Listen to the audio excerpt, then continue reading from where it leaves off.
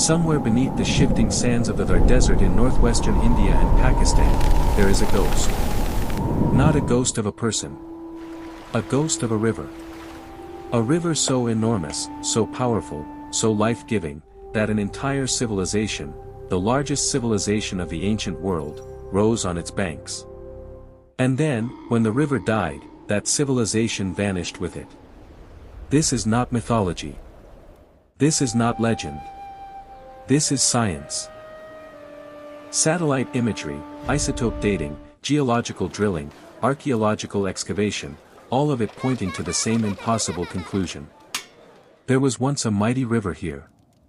It flowed for thousands of miles. Millions of people drank from it, farmed beside it, built cities on its banks. And then it disappeared. And for nearly 4,000 years, almost nobody knew it had ever existed. Today, we're going to find it. We are going to travel back more than 5,000 years to the birth of human civilization, not to Egypt, not to Mesopotamia, but to a place most people have never heard of. A civilization that was bigger than Egypt and Mesopotamia combined. A civilization so advanced it had indoor plumbing before Rome. A civilization that left almost no trace of war. A civilization that may have been the most peaceful large society in all of human history. And it all begins with a river. A river the ancient Vedic hymns called the mightiest of all rivers. A river they said flowed from the mountains to the sea. A river they called Saraswati. Let's go back to school for a moment. When you were taught about the cradles of civilization, the places where human society first took root, you probably heard about two rivers. The Tigris and the Euphrates. Mesopotamia. Modern-day Iraq. The Sumerians, the Babylonians, Hammurabi's Code. Maybe you heard about Egypt. The Nile. The Pharaohs. The pyramids. These are the ones in the textbooks. These are the ones in the movies. But here's what almost nobody taught you. At the very same time these civilizations were rising, roughly 3000 to 1900 BCE, there was another civilization. Far to the east. And it was bigger. Much bigger. It is called the Indus Valley Civilization. Or sometimes the Harappan Civilization, named after one of its great cities, Harappa, discovered in modern-day Pakistan. At its peak, the Indus Valley Civilization covered more than 1 million square kilometers. That is larger than the entire area of modern-day Egypt and Mesopotamia put together. Its population may have reached 5 million people, possibly 10% of the entire human population on Earth at that time. It had over 1,000 settlements. Great planned cities with straight roads laid out on a grid. Multi-story brick buildings. Public baths. Covered drainage systems. Sewage pipes running beneath the streets. Standardized weights and measures used for trade across hundreds of miles. It had a writing system, one that, to this day, has never been fully deciphered. And yet, almost no one knows about it. Why? Because it left no pyramids. No temples covered in gold. No giant statues of kings. No records of great battles or conquering armies. No declaration of a god-emperor. It left bricks. And beads. And seals carved with animals. And the faint outlines of streets. And a mystery so deep that archaeologists are still arguing about it today. Where did this civilization come from? How did it get so advanced so fast? Why did it collapse? And, crucially, where did all those cities get their water? The answer to all of those questions points to one thing. The Lost River. Here is where our story gets strange. In the 19th century, British colonial engineers were building railroads across what is now Pakistan and northern India. They needed materials. Cheap materials. And somebody noticed something remarkable. Scattered across the Punjab plains, which means, land of 5 rivers, in Persian, there were enormous mounds. Mounds made of ancient, perfectly fired bricks. The engineers used those bricks to build their railroad beds. Millions of them. Hauled from mounds that turned out to be the ruins of ancient cities. It was an archaeological catastrophe. And we didn't even know what we were destroying. Then, in the 1920s, two major sites were excavated properly. Harappa, in what is now Pakistan's Punjab province. And Mohenjo-Daro, about 600 kilometers to the south, in the Sindh province. What the archaeologists found stunned the world. These weren't primitive settlements. These were cities. Carefully planned, meticulously built, astonishingly modern in design. The Great Bath at Mohenjo-Daro, a massive waterproof pool surrounded by colonnaded walkways, was built with technology so sophisticated that engineers are still impressed by it today. The drainage system at Mohenjo-Daro was more advanced than anything in Europe until the 19th century. Every house had a bathroom. Wastewater flowed through covered brick channels into larger drains beneath the streets. These people, whoever they were, had figured out urban sanitation 4,500 years ago. But here's the thing that gnawed at archaeologists for decades. The two big cities everyone talked about, Harappa and Mohenjo-Daro, sat on the Indus River and its tributaries. That made sense. Ancient cities need water. But then archaeologists started finding more sites. And more. And more. And many of them. In fact, the majority of them weren't on the Indus River at all. They were inland. Farther east. In regions that are today desert. Dry, barren, empty desert. Hundreds of ancient settlements. Clustered along, what? What was there that brought people to the desert? Of Rajasthan in India and into Pakistan, there is a dry river channel. A paleo channel. The ghost of a river. It is clearly old, the bed is wide, sometimes 10 to 15 kilometers across. Wider, in fact, than most rivers on Earth today. This channel is called the Ghaggar in India. The Hakra in Pakistan.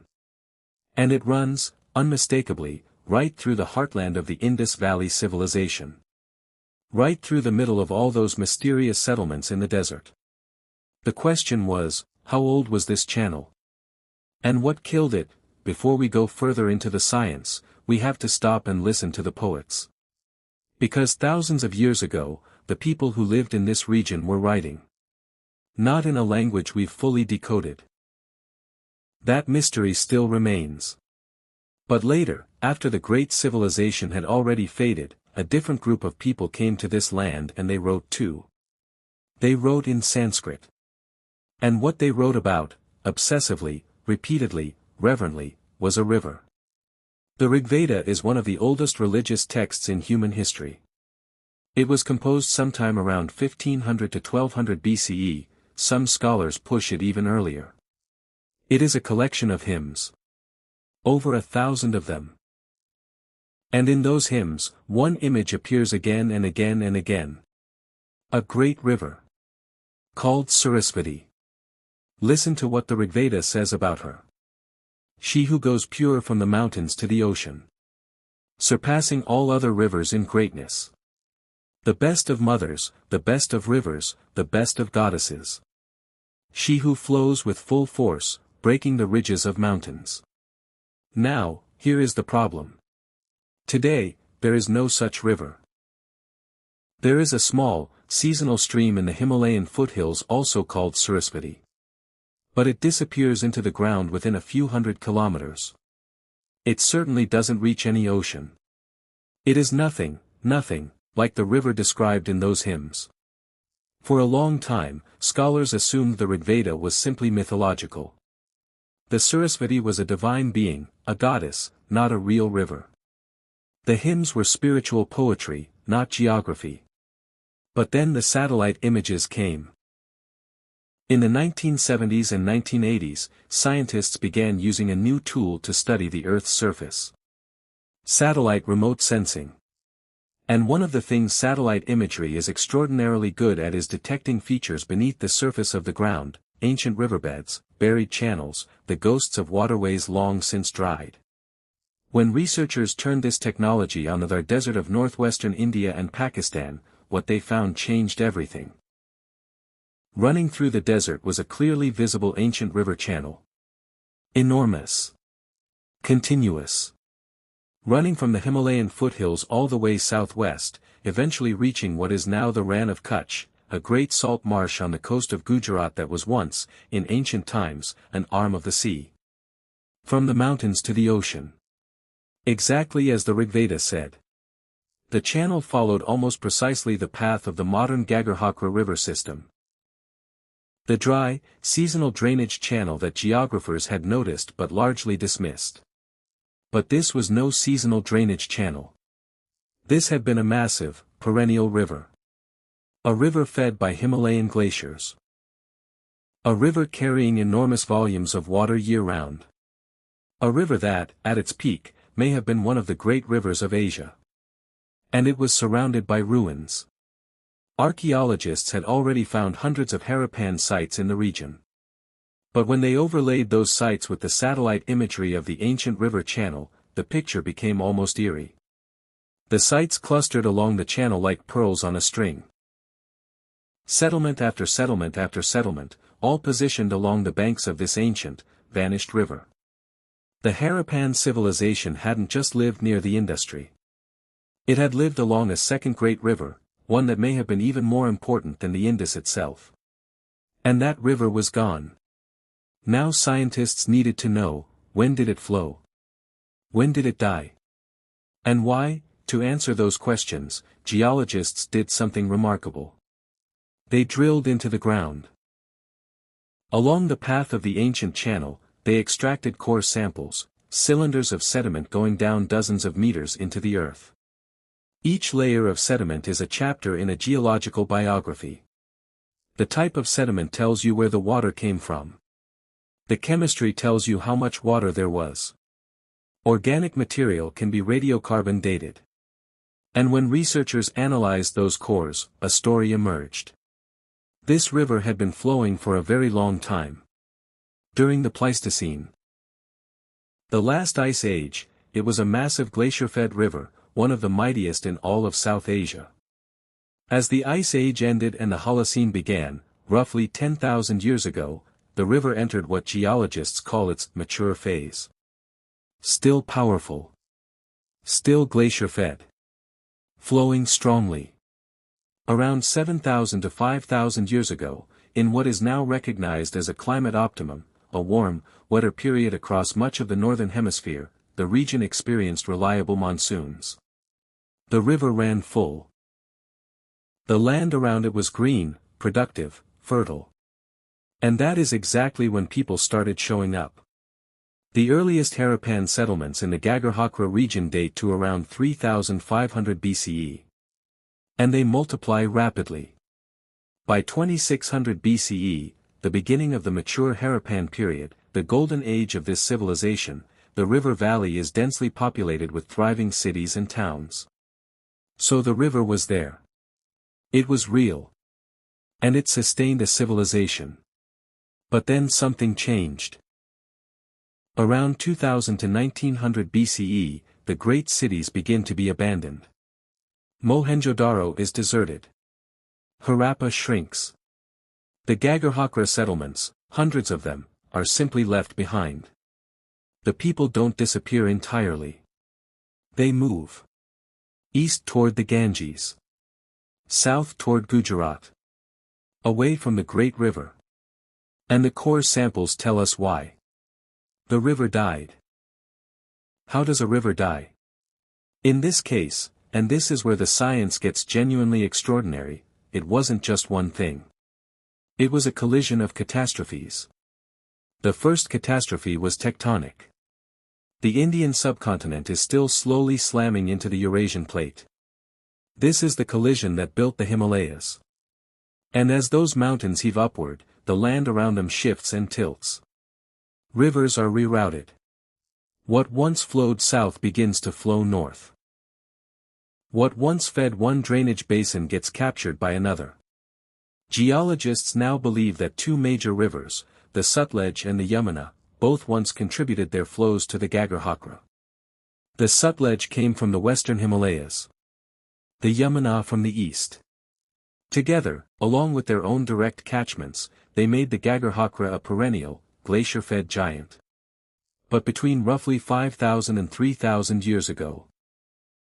In the very period when the Harappan civilization was building and then collapsing, tectonic forces rerouted both rivers.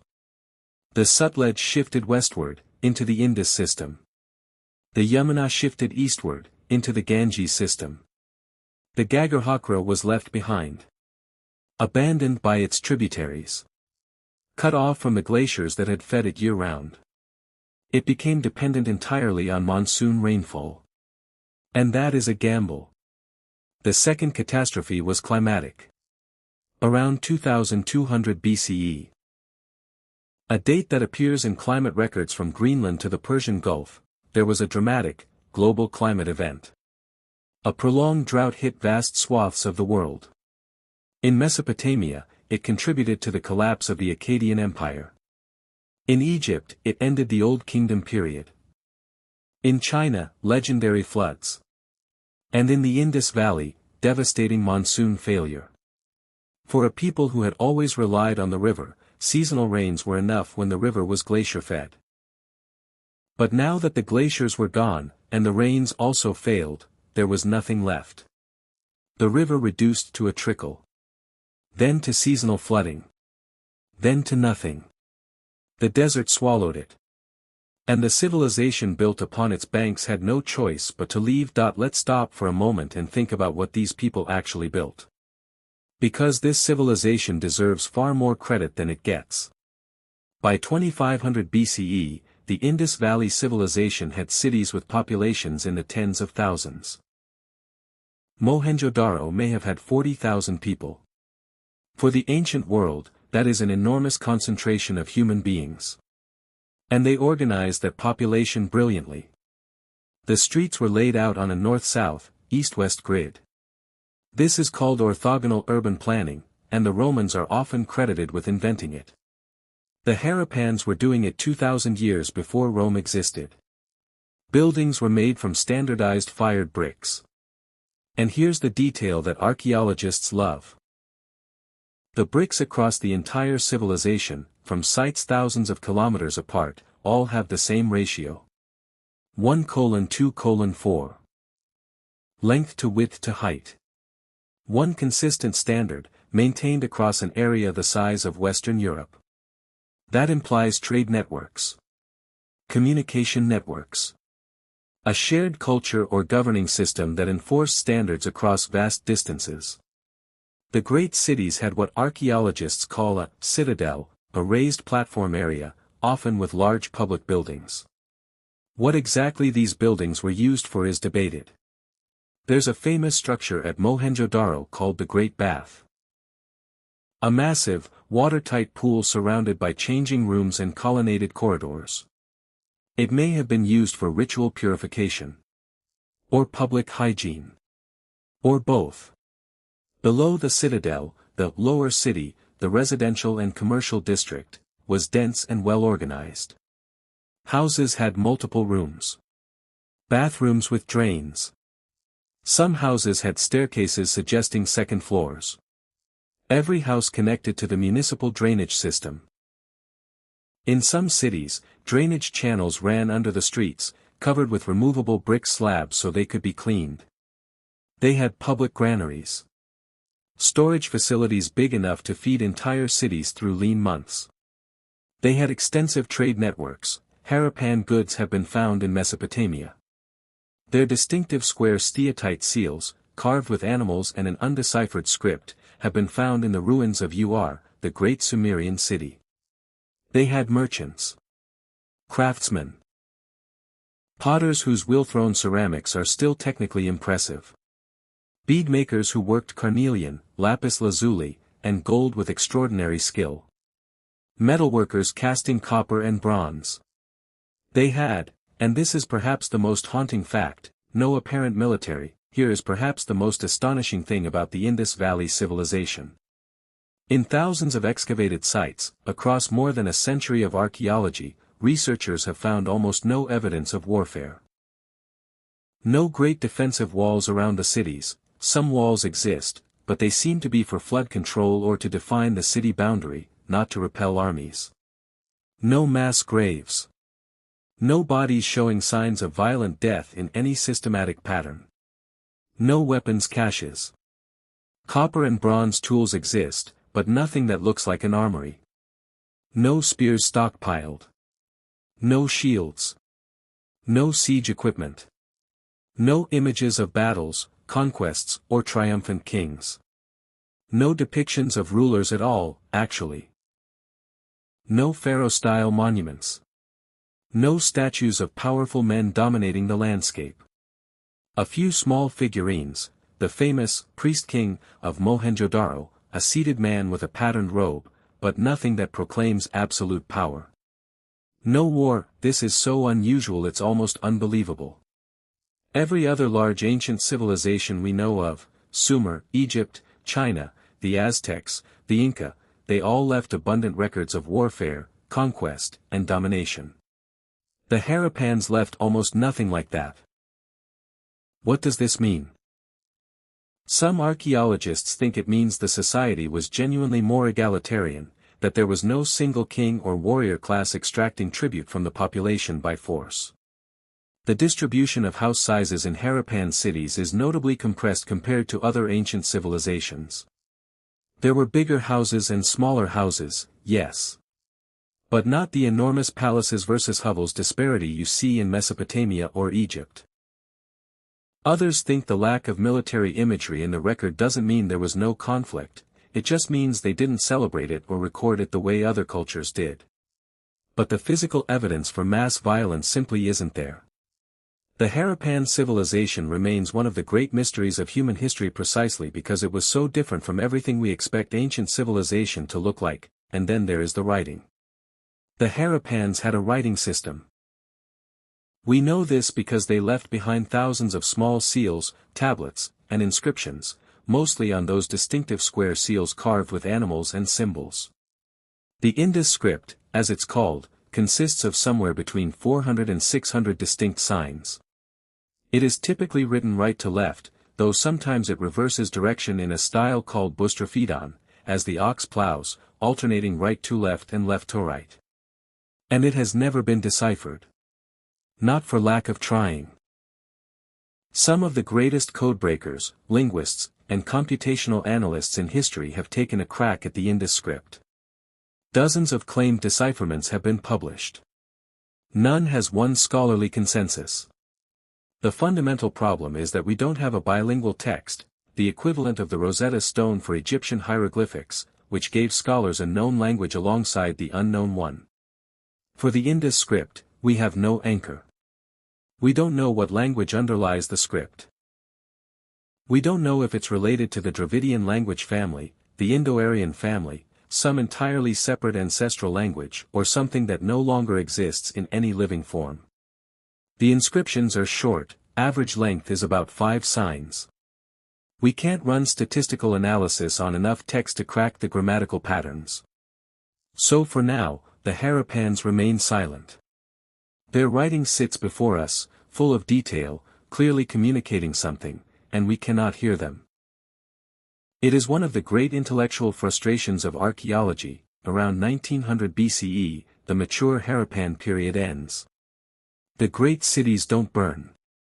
They don't fall to invading armies, there's no evidence of mass destruction. They just empty out. Over a period of perhaps 2 to 3 centuries, the population drifts away. People move east, into the Indo-Gangetic Plain. They move south, into peninsular India. The cities are abandoned, and nobody rebuilds them. For a long time, the dominant theory for this collapse was invasion. The Aryan invasion theory, that nomadic Indo-Aryan speakers swept down from Central Asia and destroyed the Indus civilization. This theory has been largely abandoned by mainstream archaeology, though it remains politically contentious in India. The physical evidence for a violent military conquest simply isn't there. The few skeletons found at Mohenjo-Daro with signs of violence date to different periods and don't represent a single massacre event. The current scientific consensus points to a combination of factors, all ultimately tied to one root cause. The environment failed. The monsoons weakened. The rivers dried up or shifted course. Agriculture became unreliable. The complex trade networks that had supported the cities began to fray as production faltered. The Gagar, the great lost river, dried to a trickle and then to nothing. And without that water, the heartland of the civilization became the desert it is today. The people adapted the only way they could. They moved toward water, toward the Ganges, toward the coast. They spread out into smaller, more scattered settlements. They shifted from the big urban lifestyle of the mature Harappan period to a more dispersed, rural way of life. They didn't disappear. Their descendants are almost certainly among the people of South Asia today. Genetic studies have traced Harappan ancestry into modern Indian populations. But the civilization, the great cities, the urban culture, the trade networks, the standardized bricks and weights and measures, all of that ended. And a river killed it. For centuries, the Saraswati was considered a myth.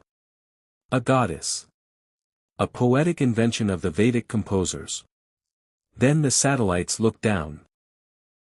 Then the geologists drilled into the sand. And what they found was the ghost of a river that matched, with uncanny precision, everything the ancient hymns described. In 1996, a landmark paper by geologist V.M.K. Puri and colleagues presented geological evidence for a major paleochannel running from the Himalayas to the sea along the Gagar path. In 2004, a major paper in the journal Geology, using satellite data and geomorphological analysis, confirmed the existence of a large, ancient river system in the region. More recent work, published in the journal Nature Communications in 2012 and subsequent years, used isotope analysis of sediments from river channels and from the ocean floor off the Gujarat coast. They found unmistakable traces of river-borne sediment from Himalayan sources. Material that could only have come down a major river flowing from the mountains. For a long time, the dominant theory for this collapse was invasion. The Aryan invasion theory, that nomadic Indo-Aryan speakers swept down from Central Asia and destroyed the Indus civilization. This theory has been largely abandoned by mainstream archaeology, though it remains politically contentious in India. The physical evidence for a violent military conquest simply isn't there. The few skeletons found at Mohenjo-Daro with signs of violence date to different periods and don't represent a single massacre event. The current scientific consensus points to a combination of factors, all ultimately tied to one root cause. The environment failed. The monsoons weakened. The rivers dried up or shifted course. Agriculture became unreliable. The complex trade networks that had supported the cities began to fray as production faltered. The Gagar, the great lost river, dried to a trickle and then to nothing.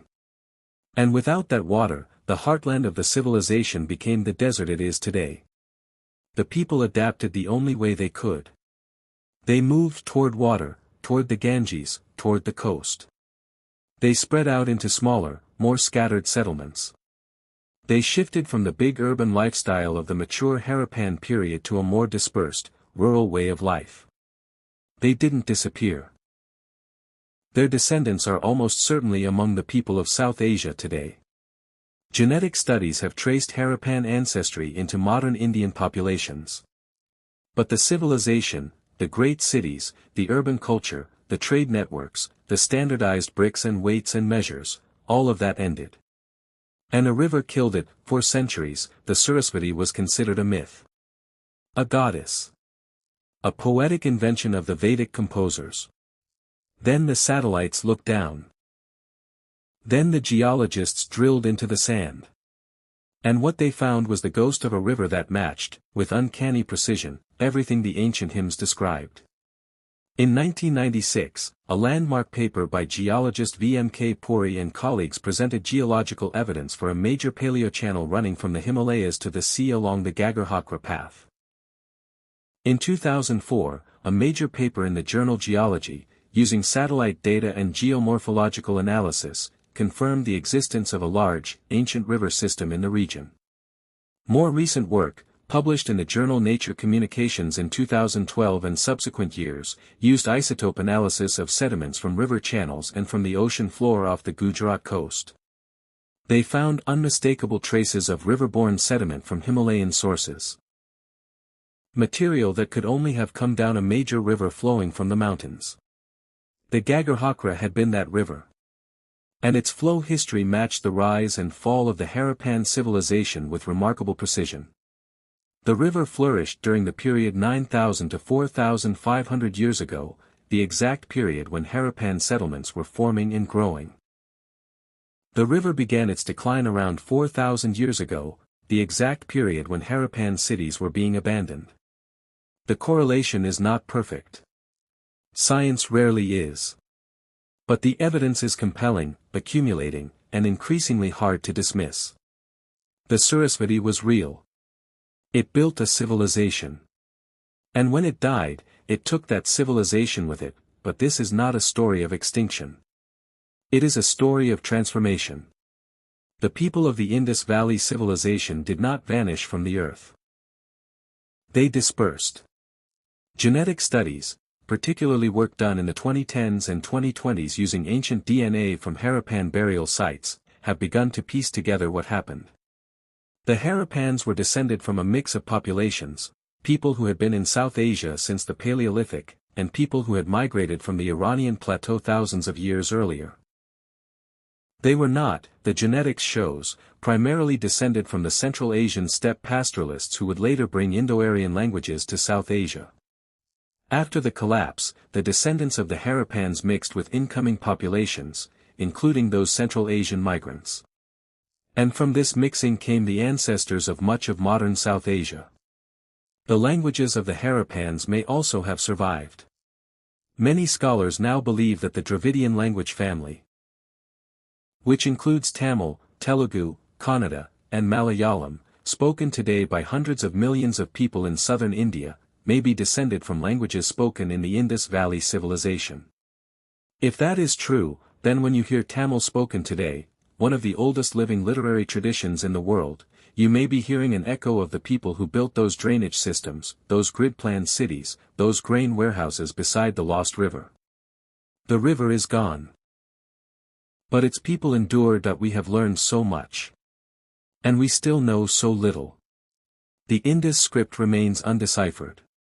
Until we can read what the Harappans wrote, we will never fully understand how they governed themselves, what they believed, what stories they told, what they called their cities, what their leaders were called, what they feared, what they loved. We don't know if there was a single Harappan state or many city-states with loose connections.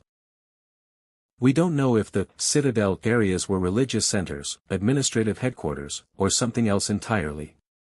We don't know exactly what the Great Bath was for. We don't know who the priest-king figurine represents, whether he was a king, a priest, a merchant, or something else entirely. We don't know why the script has never reappeared. Every other major ancient writing system has descendants. Egyptian hieroglyphics evolved, Sumerian cuneiform spread. The Indus script simply stops. Was it lost with the dispersal of the population? Was it replaced by oral tradition? Did it survive underground in some form we haven't yet recognized? These are not small questions. They go to the heart of what this civilization was. And they remain open. The Harappan civilization is, in many ways, the most important civilization most people have never heard of. It was the largest in spatial extent. It was arguably the most sophisticated in terms of urban planning and public hygiene. It was, by the available evidence, among the most peaceful. And its heart was a river that the world forgot. You might be wondering, why does this matter today?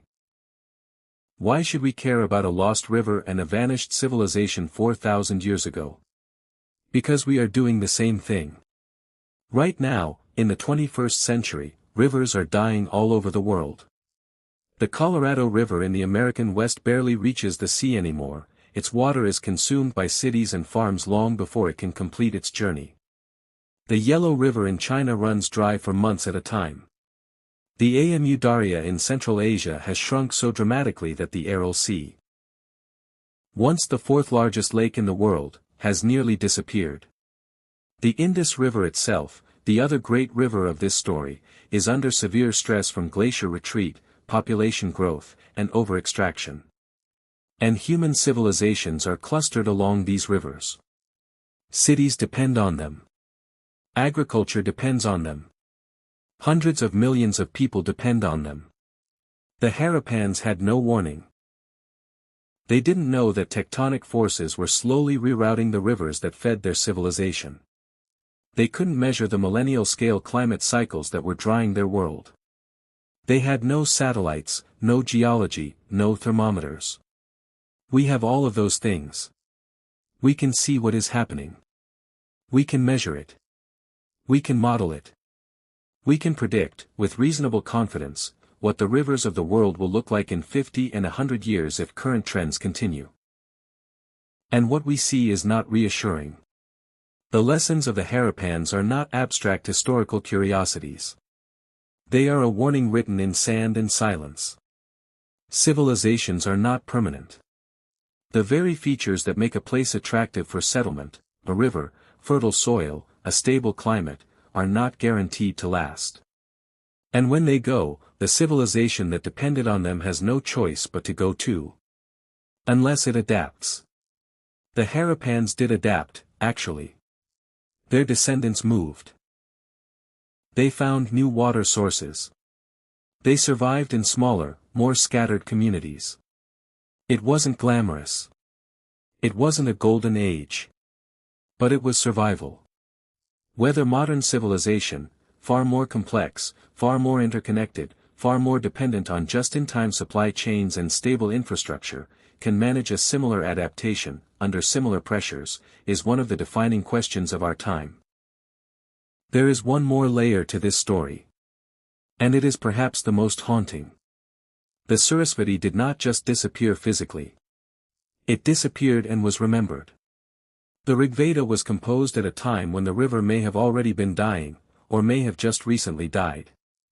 The hymns describe it in the present tense, as a living river.